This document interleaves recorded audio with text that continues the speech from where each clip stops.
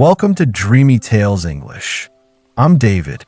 Tonight, we have a special story for you. It's called The Walnut Grove of Old Stone Village, high in the mountains of Shanxi Province, where the air is thin and crisp and the sky stretches endlessly blue. There is a village called Old Stone Village. The village gets its name from the ancient stone walls that snake up the hillsides like sleeping dragons. These walls were built by hand, stone by stone, generations ago, to hold back the earth and create terraces for farming. On these terraces, for as long as anyone can remember, families have grown walnuts. Not the delicate walnuts found in fancy stores, but rich, earthy walnuts with thick shells and deep, complex flavor. The trees are old, some over 200 years old, and their gnarled branches spread wide, creating a canopy that filters the sunlight into shifting patterns of gold and green. Our story begins on a clear October morning. The first frost had kissed the hills the night before, turning the grass silver and making the air smell sharp and clean, like pine and cold stone. In Old Stone Village, this frost meant one thing: walnut harvest time. May pulled her woolen shawl tighter around her shoulders as she stepped out of her grandmother's courtyard house. At 28, May had spent the last 5 years working as a graphic designer in Shanghai, a life of bright screens, tight deadlines, and constant noise. But every autumn, without fail, she returned to the village to help with the harvest. This year, she had decided to stay longer, maybe for good. Her grandmother, Nai, was already in the grove when May arrived. Though she was 78, Nai moved with surprising strength, her back straight as she walked between the trees, a bamboo basket hooked over her arm. Her face was lined like the bark of the walnut trees, but her eyes were sharp and bright. "You're late," Nai said without looking up, her voice rough but warm. "The best nuts fall early." May smiled. "I brought the new ladder, the one with the wider steps." Nai nodded, finally meeting her granddaughter's eyes. "Good. The wind last night shook loose a lot. We need to get them before the mice do." Together, they walked to the oldest part of the grove, a cluster of 5 massive trees whose trunks were so wide 2 people could not reach around them. These were the grandfather trees, planted, according to village lore, by the first settlers of Old Stone Village. May positioned the ladder against the trunk of the largest tree. It creaked under her weight as she climbed, but held firm.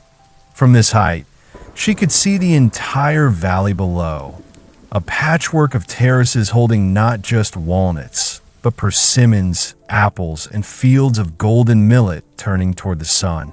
"Listen," Nai called up from below. "Can you hear it?" May paused, listening past the rustle of leaves. There was a soft, steady tap, tap, tap coming from the trees above. Not the wind. This was the sound of ripe walnuts detaching from their husks and falling to the earth below, landing first on the soft layer of husks and leaves, then bouncing slightly before coming to rest. "It sounds like rain," May said. "It sounds like prosperity," Nai corrected, her lips twitching. "Each tap is a nut ready to be gathered, a nut that will feed us through the winter, that will be sold to buy medicine or cloth or salt." For the next hour, they worked in companionable silence. May climbed and shook the branches gently, sending showers of walnuts raining down. Nai moved swiftly below, her basket filling quickly with the smooth, round nuts still covered in their green, fuzzy husks. She would pause occasionally to wipe sweat from her brow with the back of her hand, then smile at May. A smile that said, "Asterisk, this is good. This is right." Asterisk. As the sun climbed higher, the air warmed, and the scent of damp earth and walnut husks grew stronger. A rich, almost sweet aroma that clung to May's clothes and hair. They took a break under the shade of a smaller tree, sharing a thermos of strong black tea and a few dry persimmons Nai had brought. "Your mother used to hate this work," Nai said suddenly, startling May. "When she was your age, she complained about the scratches on her arms, the ache in her back, the way the husk stained her fingers black for days." May frowned. "Really? She never told me that." She wanted to leave. Nai continued, her gaze distant. She dreamed of cities and offices and things that moved fast. She saw this life as backward, as unfinished. May was quiet for a moment. She remembered her mother's occasional visits to the village, always brief, always tinged with impatience. She remembered the way her mother would flinch when offered a walnut straight from the husk, her fingers already stained from peeling one earlier. Did she ever change her mind? May asked. Nai was silent for a long time. Then she said, "Not before she got sick. But in the hospital, when she knew she wouldn't get better, she asked for two things: to see you and to eat a walnut from our trees. Just one." She said she wanted to remember the taste of home. Tears prickled May's eyes. She had not known this. She had thought her mother's distance was simply disinterest. Now she saw it was something more complicated, a struggle between where she came from and where she thought she wanted to go. "She ate it," May whispered. Nai nodded. She peeled it slowly, like she was afraid it would break. And when she tasted it, she closed her eyes. And for a moment, she looked peaceful, like she had finally come home. They finished the harvest in silence after that. By late afternoon, the baskets were full, May's arms scratched and sore, Nai's hands stained dark green from the husks. They carried the bounty back to the village, where other families were already spreading their harvest on large cloths to dry in the sun. That evening, as May sat on the stone steps of her grandmother's house, cracking walnuts with a small stone hammer, the husks now removed, revealing the wrinkled, brown shells within, Nai sat beside her, shelling her own pile with quick, practiced motions. "You stayed," Nai said finally. "Not just for the harvest. You stayed after."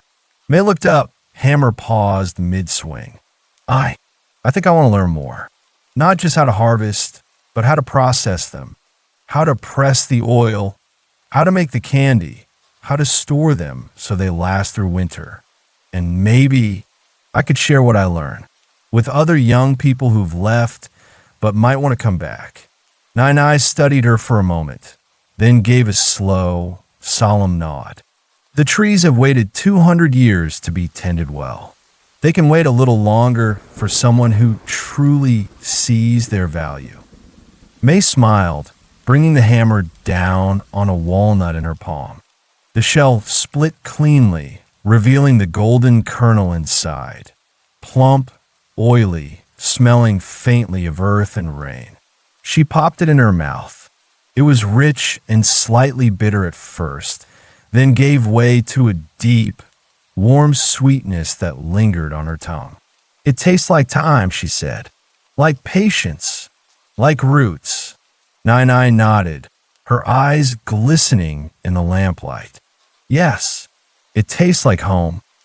And in that moment, high in the mountains of Shanxi, where the stone walls held the earth and the walnut trees held the memory of generations, May knew she had found what she had been searching for, not in the bright lights of Shanghai, but in the quiet rhythm of falling nuts, the smell of husks and wood smoke, and the steady, loving presence of a woman who had spent her life listening to the trees. Good night and sweet dreams.